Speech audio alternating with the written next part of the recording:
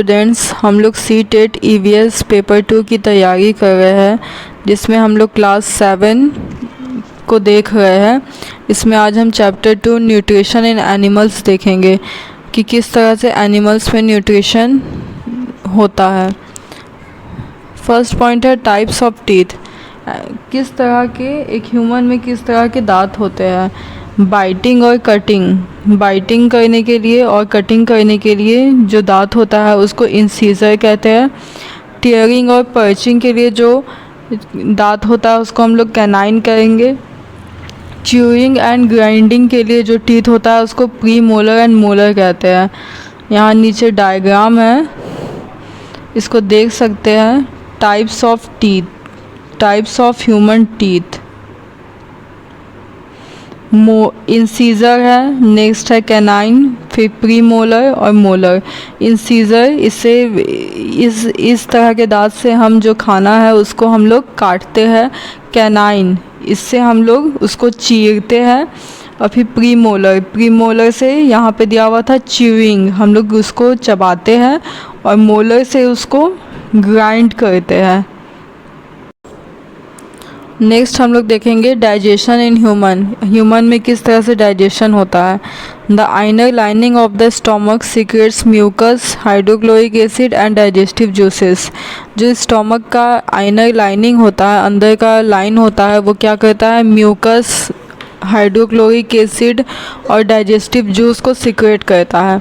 The mucus protects the lining of the stomach. जो mucus होता है वो स्टोमक का जो लाइनिंग होता है उसको प्रोटेक्ट करता है।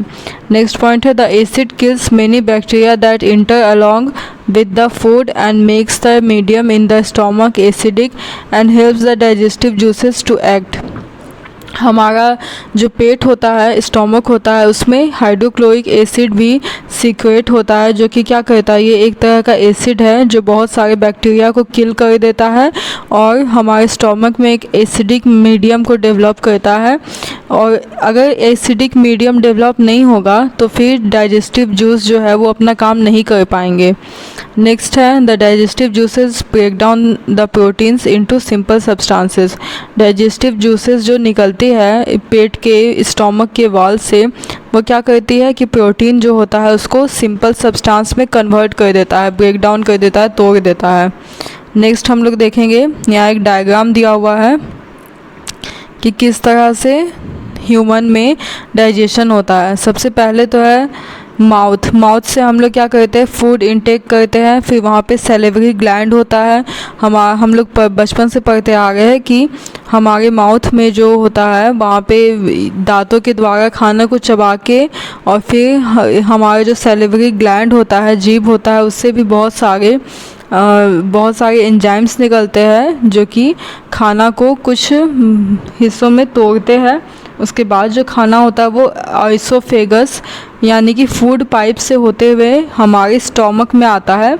स्टोमक में यहाँ पे 2-3 तरह के एंजाइम्स निकलते हैं यहाँ पे, जिससे खाना का ब्रेकडाउन होता है।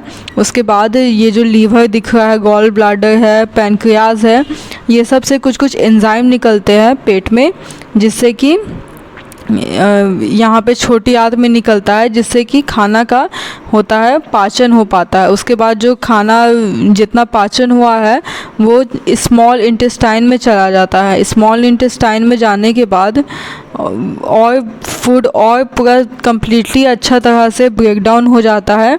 इसके बाद जो फूड बचा हुआ रहता है वो लार्ज इंटेस्टाइन में चला जाता है और लार्ज इंटेस्टाइन में वहाँ पे वाटर और कुछ मिनरल्स का एब्जॉर्प्शन होता है। उसके बाद जितना भी जो भी वेस्ट फूड रहता है, जो वेस्ट बचता है खाना का पाचन होने के बाद, वो क्या होता है, हमारे एनस के थ्रू निकल जाता है। ये डाइजेस्टिव सिस्टम का डायग्राम दिया हुआ है। आई होप आपको समझ आ गया होगा। नेक्स्ट हम लोग स्मॉल इंटेस्टाइन में किस तरह से फूड का पाचन होता है। स्मॉल इंटेस्टाइन के बारे में दिया हुआ है कि small intestine is 7.5 metre long. हम लोग का जो स्मॉल इंटेस्टाइन यानी कि छोटी आंत जो होती है वो कम से कम 7.5 मीटर लंबी होती है। It receives secretion from the liver and the pancreas. Besides, its ball also secretes juices. यहाँ वॉल होना चाहिए था।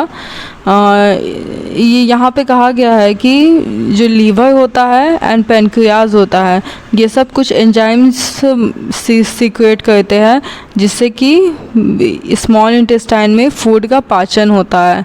नेक्स्ट पॉइंट है the liver is a reddish brown gland situated in the upper part of the abdomen on the right side.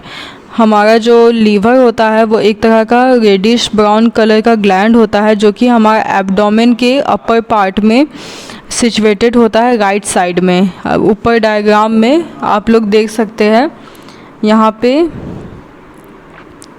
किस तरह से यहाँ पे लीवर है राइट साइड में, एब्डोमेन यानी कि स्टोमक के ऊपर किस तरह से यहाँ लीवर है जो रेडिश ब्राउन कलर का दिख रहा है।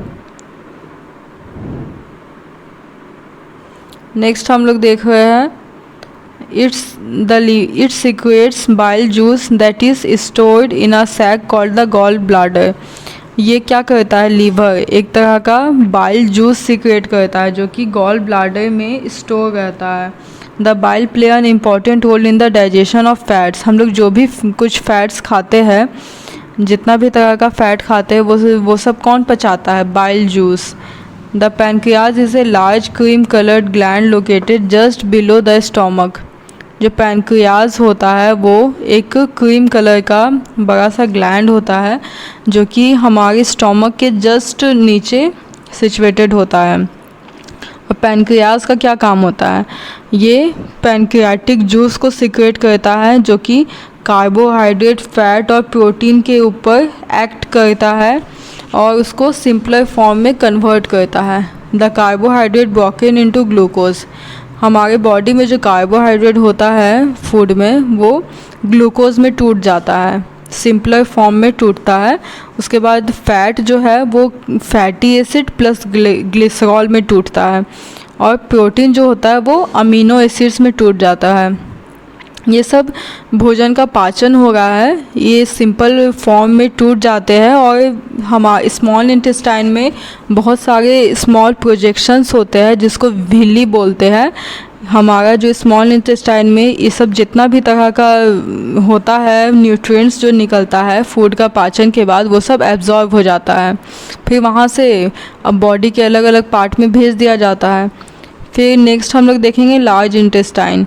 It is 1.5 metre in length. इसका लंबाई कितना होता है, लगभग 1.5 मीटर लंबा होता है। Its function is to absorb water and some salts from the undigestive food material. आप लोगों ने डायग्राम में देखा था लार्ज इंटेस्टाइन, इसका कि मेन काम होता है कि ये वाटर और कुछ सॉल्ट्स को मतलब अनडाइजेस्टेड फूड से एब्जॉर्ब करता है। और नेक्स्ट पॉइंट है कि अगर किसी को डायरिया होता है तो उसको ORS घोल दिया जाता है। ORS का फुल फॉर्म होता है ओरल रिहाइड्रेशन सॉल्यूशन। ये अगर हो वैसा 1 नंबर का क्वेश्चन में आ सकता है। नेक्स्ट हम लोग देखेंगे न्यूट्रिशन इन अमीबा। अमीबा में किस तरह से आखिर न्यूट्रिशन होता है, वो कैसे अपना भोजन लेता है।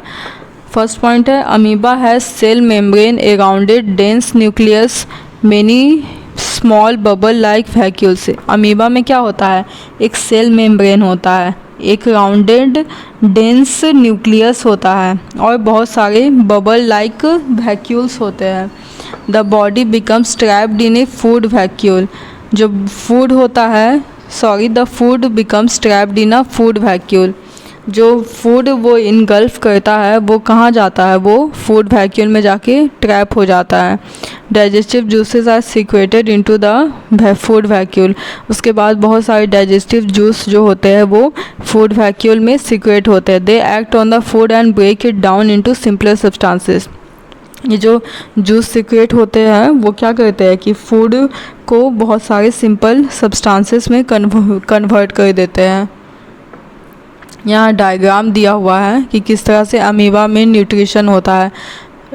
ए में हम लोग देखेंगे कि किस तरह से अमीबा जो होता है, हम लोग जानते हैं कि ये फॉल्स फीड बनाता है, जिसको सूडोपोडिया कहते हैं। जब भी कोई ऑर्गेनिज्म, स्मॉल ऑर्गेनिजम्स इसके कांटेक्ट में आता है तो ये उसको इनगल्फ करने के लिए फॉल्स फीड बनाता है। फूड पार्टिकल आप लोग देखो यहाँ पे किस तरह से आया है। फिर नेक्स्ट बी में हम लोग देखेंगे इसने सूडोपोडिया बना दिया है, और सी में देखेंगे कि उसको अंदर ले रहा है और फूड वैक्यूल बन रहा है, और फूड पार्टिकल जो है वो वैक्यूल के अंदर चला गया है। उसके बाद डी में कम्प्लीटली अंदर चला गया है। इसके बाद यहाँ पे फूड वैक्यूल में इसका डाइजेशन होगा, उसके बाद एब्जॉर्प्शन होगा। फिर इसी तरह से जैसे बी में इसने फॉल्स फीड बना के इसको अंदर लिया था, उसी तरह से ये जो वेस्ट मटेरियल होगा उसको बाहर भी निकाल देगा। तो ये जो चैप्टर है, इस चैप्टर का समरी वो कंप्लीट हुआ। आई होप आपको समझ आया होगा।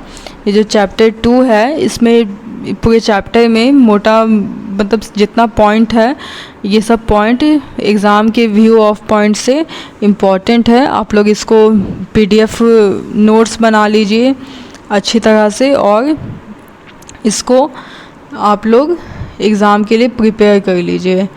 Thank you.